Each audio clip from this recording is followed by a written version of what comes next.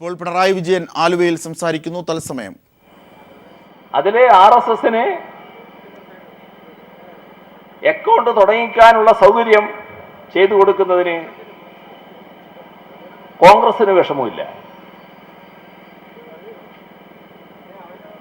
UDF സ്ഥാനാർത്ഥികൾ മൊത്തമായിട്ട് ജയിച്ചു വരുന്നതിന് ആ മണ്ഡലങ്ങളിൽ തങ്ങൾ ജയിക്കേണ്ട മണ്ഡലങ്ങൾ ഒഴിച്ചുള്ള മണ്ഡലങ്ങളിൽ UDFനെ പിന്താങ്ങുന്നതിന് RSSനും വിഷമമില്ല. ഇതാണ് അണിയറയിൽ രൂപം കൊള്ളുന്ന ആശയം. പക്ഷേ ഇവർക്ക് എല്ലാവർക്കും അറിയാം ഒരു പ്രശ്നം ഇവിടെ ഉണ്ട് എന്നുള്ളത്. അത് മതനിരപേക്ഷ മനസ്സിന്റെ ഇടപെടലായിരിക്കും. നേരത്തെ ശക്തമായി ഇടപെട്ടിട്ടുണ്ട്. ഇവിടെ ഒരു കാര്യമേ നാം ശ്രദ്ധിക്കേണ്ടതുള്ളൂ. ഇത്തരമൊരു നീക്കം വർഗീയതയ്ക്ക് ഇടം ഉണ്ടാക്കി കൊടുക്കാനാണ്. അത് തിരിച്ചറിയാൻ കേരളത്തിന്റെ മതനിരപേക്ഷ മനസ്സിന് കഴിയണം. അങ്ങനെ വന്നാൽ ഇത്തരത്തിലുള്ള ഒരു നീക്കവും ഈ മണ്ണിൽ വിജയിപ്പിക്കാനാവില്ല. ഇതെല്ലാം കൂടി ചേർത്തുള്ള ഒരു മുദ്രാവാക്യമാണ് ഞങ്ങൾ മുന്നോട്ട് വെക്കുന്നത്. അതാണ് മതനിരപേക്ഷ അഴിമതി വിമുക്ത വികസിത കേരളം എന്നത്.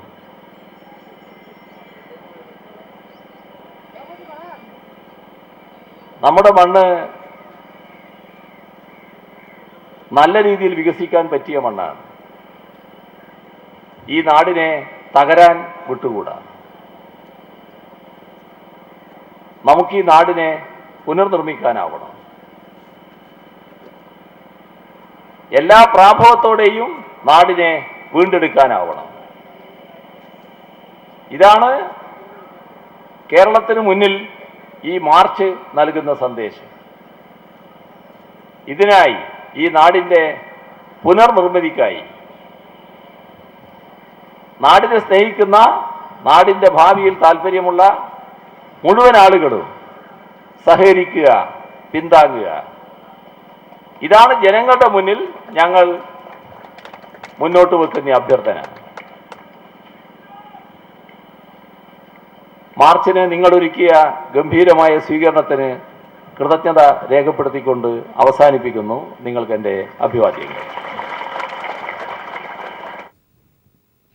UDF RSS കൂട്ടുകെട്ടാണ് കേരള രാഷ്ട്രീയത്തിൽ അണിയറയിൽ നടക്കുന്ന രാഷ്ട്രീയ നീക്കമെന്ന് പിണറായി വിജയൻ. ഇതിനെതിരെ ഒരു പുനർനിർമ്മിതിക്ക് ജനങ്ങൾ, മതേതര മനസ്സുകൾ ഒന്നിക്കണമെന്നും പിണറായി വിജയൻ പറഞ്ഞു. ആലുവയിൽ പിണറായി വിജയൻ സംസാരിക്കുകയായിരുന്നു. തത്സമയ സംപ്രേഷണമാണ് നമ്മൾ കണ്ടത്.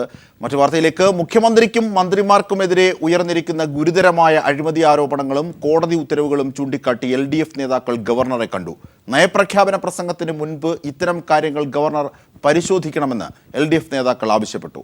ഭരണഘടനാപരമായ ബാധ്യത നിറവേറ്റാതിരിക്കാനാവില്ലെന്നും പ്രതിപക്ഷത്തിന് പ്രതിഷേധത്തിനുള്ള അവകാശമുണ്ടെന്നും ഗവർണർ പറഞ്ഞതായും പ്രതിപക്ഷ നേതാവ് VS അച്യുതാനന്ദൻ പറഞ്ഞു. വെള്ളിയാഴ്ച നിയമസഭാ സമ്മേളനം ആരംഭിക്കാനിരിക്കെയാണ് LDF നേതാക്കൾ ഗവർണറെ കണ്ടത്. സോളാർ, ബാർ കോഴ കേസുകളിൽ മുഖ്യമന്ത്രിയും മന്ത്രിമാരും ആരോപണ വിധേയരാണ്. ഇവർക്കെതിരെ കേസെടുത്ത് അന്വേഷണം നടത്തണമെന്നാണ് വിജിലൻസ് കോടതി ഉത്തരവിട്ടിരിക്കുന്നത്. ഉത്തരവ് ഹൈക്കോടതി റദ്ദാക്കിയിട്ടുമില്ല. മുൻപെങ്ങുമില്ലാത്ത വിധം സംസ്ഥാനത്ത് നിയമവാഴ്ച തകർന്നിരിക്കുകയാണെന്നും LDF നേതാക്കൾ ചൂണ്ടിക്കാട്ടി. ബാർ കോഴയിൽ ധനമന്ത്രിയായിരുന്ന KM മാണിക്ക് രാജിവെക്കേണ്ടി വന്ന സാഹചര്യവും LDF നേതാക്കൾ ഗവർണറെ ബോധ്യപ്പെടുത്തി. ഭരണഘടനാപരമായി സത്യപ്രതിജ്ഞ ചെയ്ത മന്ത്രിമാർ ജനാധിപത്യത്തെ കളിയാക്കുകയാണെന്നും LDF ഗവർണർക്ക് നൽകിയ നിവേദനത്തിൽ ചൂണ്ടിക്കാട്ടി. പ്രതിപക്ഷ നേതാവ് VS അച്യുതാനന്ദൻ ഉമ്മൻചാണ്ടി ഗവൺമെൻറ്റിൻ്റെ ഭരണത്തിൻ്റെ ഏറ്റവും ഹീനവും ദുഷ്ടവുമായ സമീപനത്തെ സംബന്ധിച്ച് അദ്ദേഹത്തിൻ്റെ ശ്രദ്ധയിൽപ്പെടുത്തുകയായി. ഈ സാഹചര്യത്തിലാണ് അങ്ങ് ഇങ്ങനെയൊരു ഗവൺമെൻറ്റിന് വേണ്ടിയിട്ട് നിശ്ചയിക്കുന്നത്, നയപ്രഖ്യാപനം നടത്തുന്നു. തമ്മിലുള്ള പൊരുത്തക്കേട് അങ്ങ് ഓർക്കണം. നയപ്രഖ്യാപന പ്രസംഗത്തിന് മുൻപ് സംസ്ഥാനം നേരിടുന്ന ഗുരുതരമായ സ്ഥിതിവിശേഷം ഗവർണർ പരിശോധിക്കണമെന്നും LDF ആവശ്യപ്പെട്ടു. ഭരണഘടനാപരമായ ബാധ്യത നിറവേറ്റാൻ താൻ ബാധ്യസ്ഥനാണെന്ന് ഗവർണർ LDF നേതാക്കളെ അറിയിച്ചു. LDF നേതാക്കളായ C. Divakaran, Mathew T Thomas, AK Saseendran എന്നിവർക്കൊപ്പമാണ് പ്രതിപക്ഷ നേതാവ് ഗവർണറെ കണ്ടത്. News bureau, Thiruvananthapuram. സർക്കാരിനെ അട്ടിമറിക്കാനുള്ള ശ്രമങ്ങൾക്ക് ജനപിന്തുണ കിട്ടില്ലെന്ന് മുഖ്യമന്ത്രി. സരിതയുടെ വെളിപ്പെടുത്തലുകൾക്ക് പിന്നിൽ ഗൂഢാലോചനയുണ്ടെന്ന പരാതി സർക്കാർ തലത്തിൽ അന്വേഷിക്കും. ബെന്നി ബെഹനാനും തമ്പാനൂർ രവിക്കുമെതിരായി ഉയർന്നത് വെറും ആരോപണങ്ങൾ മാത്രമെന്നും മുഖ്യമന്ത്രി ഉമ്മൻചാണ്ടി. വലിയൊരിടവേളയ്ക്ക് ശേഷം സോളാർ കത്തിപ്പടരുന്ന സാഹചര്യത്തിൽ സോളാർ ചോദ്യശരങ്ങളായിരുന്നു മന്ത്രിസഭാ യോഗശേഷം മുഖ്യമന്ത്രി നേരിട്ടത്. സോളാറിൽ ഉന്നയിക്കുന്ന ആരോപണങ്ങൾ തെളിയിക്കാൻ മുഖ്യമന്ത്രി സരിതയെ വെല്ലുവിളിച്ചു. ആരോപണങ്ങളിൽ 1% കഴമ്പുണ്ടെങ്കിൽ മുഖ്യമന്ത്രി പദം മാത്രമല്ല പൊതുസേവന രംഗം തന്നെ വിടുമെന്ന് മുഖ്യമന്ത്രി പ്രതികരിച്ചു. ജയിൽ ശിക്ഷ വിധിച്ചിട്ടുള്ളവരാണ് ഈ ആരോപണം പറയുന്നത്. എനിക്കെതിരെ പറഞ്ഞിട്ടുള്ള കാര്യങ്ങൾ 1% ശരിയാണെങ്കിൽ ഞാൻ ഈ സ്ഥാനത്ത് മാത്രമല്ല പൊതുരംഗത്ത് പോലും നിൽക്കാൻ അർഹനല്ല. ബെന്നി ബെഹന്നാന്റെയും തമ്പാനൂർ രവിയുടെയും ഫോൺ വിളികളുടെ വിശ്വാസ്യത പരിശോധിക്കണം. UDF നിർദ്ദേശിച്ച തരത്തിൽ സോളാറിലെ ആരോപണങ്ങളെക്കുറിച്ച് ഒരു അന്വേഷണം സർക്കാർ തലത്തിൽ നടത്തും. ഇത് സംബന്ധിച്ച് ആലോചിച്ച് തീരുമാനിക്കുമെന്നും മുഖ്യമന്ത്രി പറഞ്ഞു. അത് ആരോപണമല്ലേ, വരട്ടെ. അതിന്റെ ക്രെഡിബിലിറ്റിയെ സംബന്ധിച്ചിടത്തോളം അതിന്റെ സാധ്യതയെ സംബന്ധിച്ചിടത്തോളം ഒക്കെ വരട്ടെ. UDF ആവശ്യപ്പെട്ടിട്ടുണ്ട്, നിശ്ചയമായിട്ടും അത് പരിശോധിക്കും. സോളാർ കമ്മീഷനിൽ നൽകിയ മൊഴിയിൽ ഉറച്ചുനിന്ന മുഖ്യമന്ത്രി ഖജനാവിന് നഷ്ടമുണ്ടാക്കാത്ത ചാരക്കേസിൽ കരുണാകരൻ രാജിവെച്ചല്ലോ എന്ന ചോദ്യത്തിന് ഇങ്ങനെയാണ് പ്രതികരിച്ചത്. ISRO ചാരക്കേസും ശ്രീ കെ കരുണാകരൻ രാജിവെച്ചതുമായിട്ട് യാതൊരു ബന്ധവുമില്ല. ഏതെങ്കിലും എൻ്റെ ഒരു സ്റ്റേറ്റ്മെന്റ് ഈ ചാരക്കേസ് സംബന്ധിച്ച് അദ്ദേഹത്തെ കുറ്റപ്പെടുത്തിയിട്ടുള്ളതുണ്ടെങ്കിൽ നിങ്ങളൊന്നും എടുത്തില്ല. ഇത് തമ്മിലുള്ള അന്നത്തെ രാഷ്ട്രീയ സാഹചര്യം നിങ്ങൾ ഈ പറയുന്ന ഒന്നുമല്ല. സോളാർ കേസിൽ ബാബുരാജിന് ഭൂമി പോക്കുവരവ് ചെയ്തു കൊടുത്തതിൽ അപാകതയില്ലെന്നും ഇതൊരു പൗരന്റെ അവകാശമാണെന്നും മുഖ്യമന്ത്രി പറഞ്ഞു. സരിതയുടെ ആരോപണങ്ങൾ സർക്കാരിന് ഭീഷണിയല്ല. സർക്കാരിനെ അട്ടിമറിക്കാനുള്ള പ്രതിപക്ഷ നീക്കങ്ങൾക്ക് ജനപിന്തുണ ലഭിക്കില്ലെന്നും മുഖ്യമന്ത്രി വിശദീകരിച്ചു. News bureau, Thiruvananthapuram. ചാരക്കേസിന്റെ പശ്ചാത്തലത്തിലാണ് കെ കരുണാകരൻ രാജി വെക്കണമെന്നാവശ്യപ്പെട്ട് ഉമ്മൻചാണ്ടിയുടെ നേതൃത്വത്തിൽ കോൺഗ്രസിലെ A വിഭാഗം പരസ്യമായ കലാപത്തിന് ഒരുങ്ങിയതെന്ന് ചെറിയാൻ ഫിലിപ്പ്. കരുണാകരന് നിയമസഭാ കക്ഷിയിൽ ഭൂരിപക്ഷം നഷ്ടപ്പെട്ടതുകൊണ്ടാണ് രാജിവെക്കേണ്ടി വന്നതെന്നും ചെറിയാൻ ഫിലിപ്പ് ഫേസ്ബുക്കിൽ കുറിച്ചു. കേരളത്തിലുടനീളം ജില്ലാ കേന്ദ്രങ്ങളിൽ കരുണാകരൻ രാജിവെക്കണമെന്നാവശ്യപ്പെട്ടുകൊണ്ട് A ഗ്രൂപ്പ് പൊതുയോഗങ്ങൾ നടത്തി. എല്ലായിടത്തും മുഖ്യമുദ്രാവാക്യം ചാരമുഖ്യൻ രാജിവെക്കുക എന്നതായിരുന്നു. ഈ യോഗങ്ങളെല്ലാം ഉദ്ഘാടനം ചെയ്തത് ഉമ്മൻചാണ്ടിയായിരുന്നു എന്നും ചെറിയാൻ ഫിലിപ്പ്. ഇപ്പോൾ ആഭ്യന്തരമന്ത്രി രമേശ് ചെന്നിത്തല വാർത്താ സമ്മേളനം നടത്തുന്നു. തത്സമയം.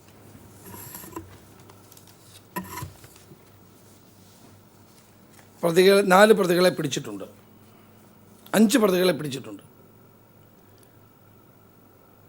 2 പേരുടെ ഇൻവോൾവ്മെൻ്റ് കൂടെ തെളിയുന്നുണ്ട്. അതും ഉടൻ തന്നെ പോലീസ് കസ്റ്റഡിയിലെടുക്കുന്നതാണ്. ആറ്റിങ്ങലിലുണ്ടായ ഒരു കൊലപാതകം, ഒരു സ്ത്രീയെ വെട്ടിക്കൊന്ന കേസാണ്. ആ കേസിൽപ്പെട്ട പ്രതിയെ പോലീസ് കൊല്ലത്ത് നിന്ന് പിടിച്ചു. അത് ജുഡീഷ്യൽ കസ്റ്റഡിയിലാണ്. ഇപ്പോൾ ആശുപത്രിയിൽ ആത്മഹത്യക്ക് ശ്രമിച്ചതിന് ശേഷമാണ് പോലീസ് പിടിച്ചത്. അതുകൊണ്ട് അയാൾ ആശുപത്രിയിലാണ്. ആശുപത്രിയിൽ നിന്ന് ഇറങ്ങിയ ഉടൻ തന്നെ ജയിലിലേക്കായിരിക്കും പോകുന്നത്. റിമാൻഡ് പ്രതിയാണ്. അപ്പോൾ തിരുവനന്തപുരം ജില്ലയിൽ 3 കൊലപാതകം ഉണ്ടായതിൽ 3 പ്രതികളെയും 3 കേസിലെ പ്രതികളെയും 24 മണിക്കൂറിനുള്ളിൽ പോലീസ് കസ്റ്റഡിയിലെടുക്കുകയും നടപടികൾ സ്വീകരിക്കുകയും ചെയ്തിട്ടുണ്ട്. കേരളത്തെ സംബന്ധിച്ചിടത്തോളം ക്രമസമാധാന രംഗത്ത് കേരളം 1-ാം സ്ഥാനത്താണ്. ഇന്ത്യയിൽ കുറ്റകൃത്യങ്ങൾ കണ്ടെത്തുന്ന കാര്യത്തിൽ ഇന്ത്യയിൽ കേരളം 1-ാം സ്ഥാനത്താണ്. കുറ്റവാളികൾക്ക് ശിക്ഷ വാങ്ങിക്കൊടുക്കുന്ന കാര്യത്തിൽ, കൺവിക്ഷൻ റേറ്റിൻ്റെ കാര്യത്തിൽ കേരളം 1-ാം സ്ഥാനത്താണ്. സെൻട്രൽ ക്രൈം റെക്കോർഡ്സ് ബ്യൂറോയുടെ കണക്കനുസരിച്ചും ഇന്ത്യ ടുഡേ പോലെയുള്ള നിരവധി മാധ്യമങ്ങൾ നടത്തിയ സർവേയുടെ വെളിച്ചത്തിലുമാണ് ഞാനിത് പറയുന്നത്. തന്നെയുമല്ല, ആഭ്യന്തര വകുപ്പ് ഇത് ശക്തമായി ക്രമസമാധാന നില നിലനിർത്താൻ വേണ്ടിയിട്ടുള്ള ധാരാളം പദ്ധതികൾ ഇപ്പോൾ നടപ്പാക്കിക്കൊണ്ടിരിക്കുകയാണ്. അതിലേറ്റവും പ്രധാനപ്പെട്ടതാണ് ഓപ്പറേഷൻ സുരക്ഷ.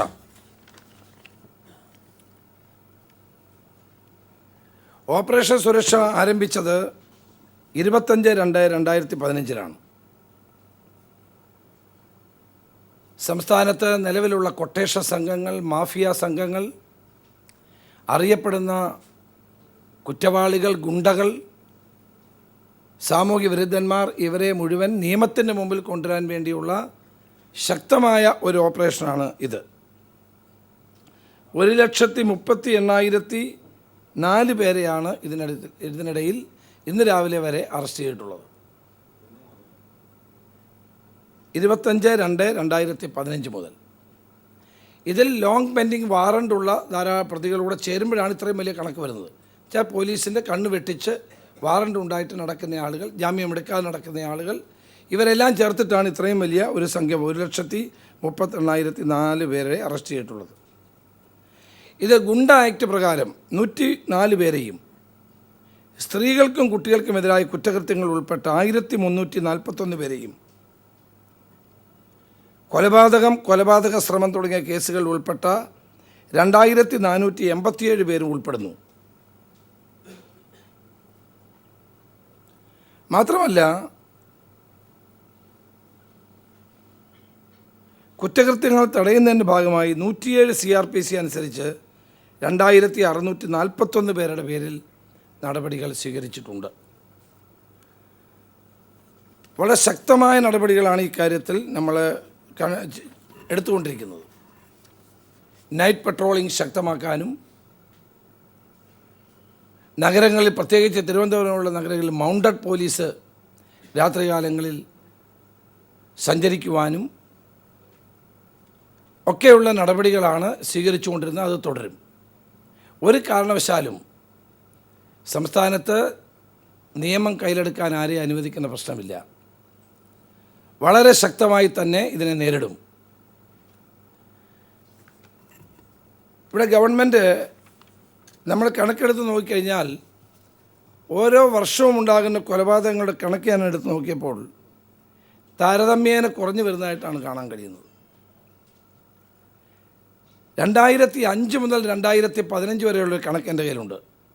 2005 388 കൊലപാതകങ്ങളാണ് കേരളത്തിലുണ്ടായത്. 2006 393 കൊലപാതകങ്ങളാണ് കേരളത്തിലുണ്ടായത്. 2007 367 കൊലപാതകങ്ങളുണ്ടായി. 2008 352 കൊലപാതകങ്ങളുണ്ടായി. 2009 343, 2010 363, 2015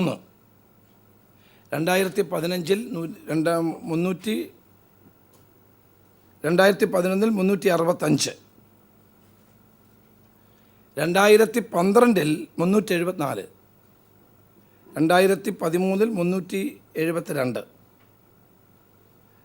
2012 374, 2013 372, 2014 367, 2015 അത് 315 കുറഞ്ഞത്.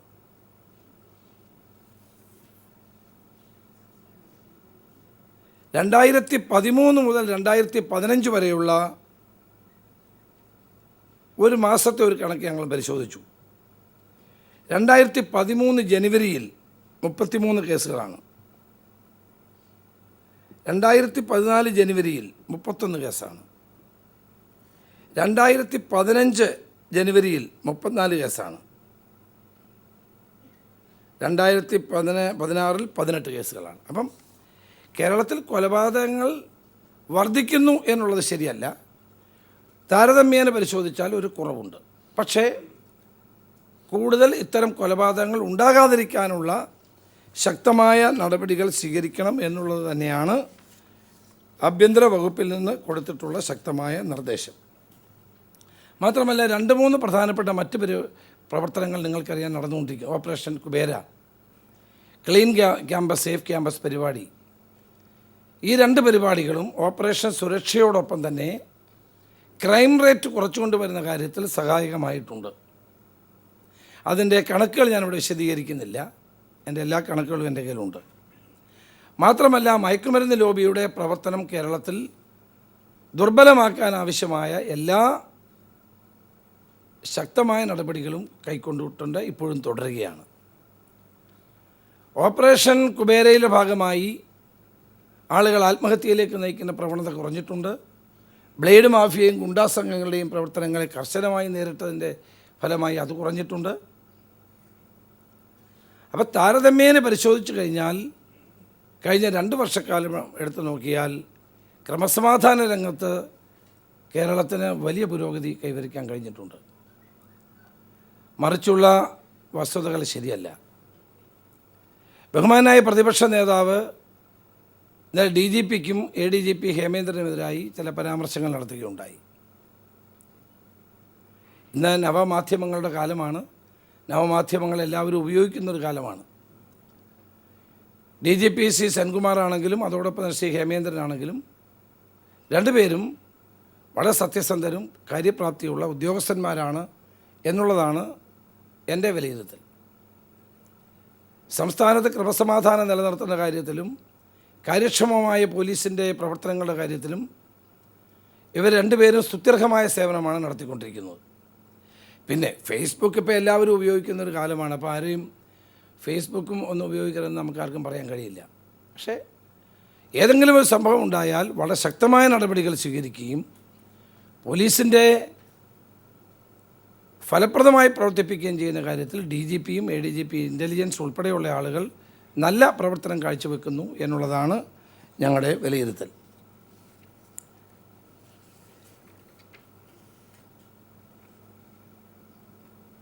അതുപോലെ തന്നെ ഇത്തരം ആരോപണങ്ങൾ ഉന്നയിക്കുന്നത് തികച്ചും രാഷ്ട്രീയ പ്രേരിതമാണ്, വസ്തുതകൾക്ക് നിരക്കുന്ന കാര്യങ്ങളല്ല ഈ പറഞ്ഞിട്ടുള്ളത് എന്ന് ചൂണ്ടിക്കാണിക്കാനാണ് ഞാൻ ഇത്രയും കാര്യങ്ങൾ പറഞ്ഞത്. ഇന്ന് ഞാനൊരു നിർദ്ദേശം DGPക്കും ADGP ട്രാഫിക്കിനും IG ട്രാഫിക്കിനും നൽകിയിട്ടുണ്ട്. ഈ വെഹിക്കിൾ ചെക്കിങ്ങിൻ്റെ കാര്യത്തിൽ വാഹനങ്ങളുടെ പരിശോധനയ്ക്കിടയിൽ ജനങ്ങൾക്ക് ബുദ്ധിമുട്ടുണ്ടാകുന്നു എന്നുള്ള പരാതി മന്ത്രി എന്നുള്ള നിലയിൽ എനിക്ക് ധാരാളമായി ലഭിക്കാറുണ്ട്. അതിൻ്റെ അടിസ്ഥാനത്തിൽ മോട്ടോർ വെഹിക്കിൾ ആക്ട് അനുസരിച്ചാണെങ്കിൽ പോലും വാഹനം ഓടിക്കുന്ന ഒരാളിനെ കൈ കാണിച്ച് നിർത്തി അയാളുടെ ഡോക്യുമെൻറ്റ്സ് പരിശോധിക്കാനും ഒക്കെയുള്ള അധികാരമുണ്ട്. മദ്യപിച്ച് വണ്ടി ഓടിക്കുന്നതാണോ എന്നുള്ളത് നോക്കാനുള്ള അധികാരമുണ്ട്. പക്ഷേ അവരെ വണ്ടിയിൽ നിന്ന് ഇറക്കി സമൺ ചെയ്യാനുള്ള അധികാരം ഇല്ല, മോട്ടോർ വെഹിക്കിൾ ആക്ട് അനുസരിച്ചില്ല. അപ്പോൾ അതുകൊണ്ട് ഇനിമേൽ മോട്ടോർ വകുപ്പ് പോലീസ് ഉദ്യോഗസ്ഥന്മാർ, ട്രാഫിക് പോലീസ് ഉദ്യോഗസ്ഥന്മാർ വാഹന പരിശോധന നടത്തുമ്പോൾ വാഹനത്തിൻ്റെ അടുക്കൽ ചെന്ന് ഉടമസ്ഥരോട് റെക്കോർഡുകൾ പരിശോധിക്കുകയും അതിനകത്ത് നിയമ നടപടികൾ സ്വീകരിക്കുകയും ചെയ്യുക. അല്ലാണ്ട് അവരെ സമൺ ചെയ്ത് വെളിയിൽ നിർത്തി വെയിലത്തും മഴയത്തുമൊക്കെ കുട്ടികളെയും അതോടൊപ്പം തന്നെ ഡ്രൈവർമാരെയും ഒക്കെ ബുദ്ധിമുട്ടിക്കുന്നു എന്നുള്ള പരാതി കണ്ടെത്തിയതിൻ്റെ അടിസ്ഥാനത്തിലാണ് ആരെയും സമൺ ചെയ്യാതെ അങ്ങോട്ട് പോയി ആ റെക്കോർഡുകൾ പരിശോധിക്കണമെന്നുള്ള നിർദ്ദേശം ഇന്ന് നൽകിയിട്ടുണ്ട്.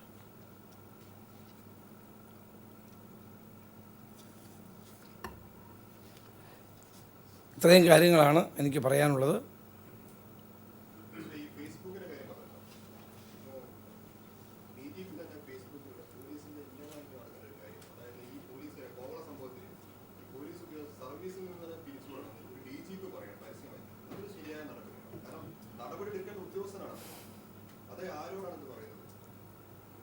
അത് പലരും എൻ്റെ ശ്രദ്ധയിൽപ്പെടുത്തിയ ഒരു കാര്യമാണ്. ഞാൻ DGPയായിട്ട് അക്കാര്യം സംസാരിക്കും.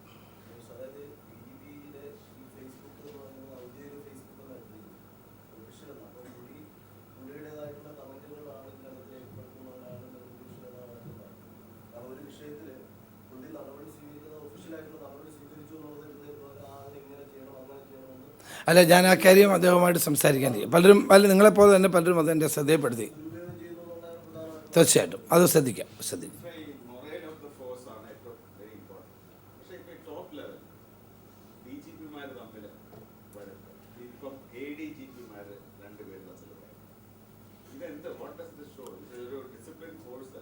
പോലീസ് ഒരു ഡിസിപ്ലിൻ ഫോഴ്സ് തന്നെയാണ്, ഒരു സംശയവുമില്ല. പോലീസിൻ്റെ തലപ്പത്ത് അഭിപ്രായ വ്യത്യാസങ്ങളൊന്നുമില്ല. പിന്നെ വ്യക്തിപരമായ ചില വർഷങ്ങളായി നിൽക്കുന്ന അഭിപ്രായ വ്യത്യാസമുള്ള ആളുകൾ ചില കാര്യങ്ങൾ അങ്ങോട്ടും ഇങ്ങോട്ടും ചെയ്യുന്നുണ്ടെന്നുള്ളത് സത്യമാണ്. പക്ഷെ അത് ആവർത്തിക്കാൻ പാടില്ലാത്തതാണ്. ഞാൻ രണ്ടുപേരെയും വിളിച്ച് ആ കാര്യം സംസാരിക്കാനിരിക്കുകയാണ്. അങ്ങനെ ശരിയല്ല. പൊതുമധ്യത്തിൽ പരസ്പരം ചെളിവാരി എറിയുന്ന പ്രവർത്തനങ്ങൾ അവസാനിപ്പിക്കണം എന്ന് തന്നെയാണ് എൻ്റെ അഭിപ്രായം. ഞാൻ രണ്ടുപേരെയും വിളിച്ച് ആ കാര്യം സംസാരിക്കാനിരിക്കുക.